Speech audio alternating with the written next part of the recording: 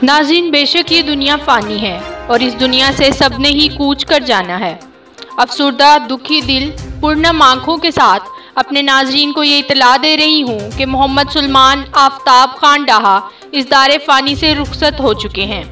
मज़ीद तफ़सीलात से आपको आगाह कर रहे हैं कि मोहम्मद सुलेमान खान डाहा फैमिली के चश्मो चिराग थे। आफ्ताब खान डाहा के बड़े बेटे MPA हाजी निशात अहमद खान डाहा के भतीजे और ज़ीशान खान डाहा फरहान खान डाहा के भाई थे, जो कि आज इस दुनिया से रुखसत हो चुके हैं। लोकल व्यूज़ टीम ने उनके इंतकाल पर इजहार अफसोस किया और दुआ की कि अल्लाह ताला मरहूम की मग़फ़िरत फरमाए और उनको जन्नत में आला मकाम अता फरमाए, आमीन। ये थी अब तक की लोकल व्यूज़ ताज़ा तरीन। मज़ीद किसी भी खबर से बाखबर रहने के लिए लोकल व्यूज़ TV को ज़रूर सब्सक्राइब करें।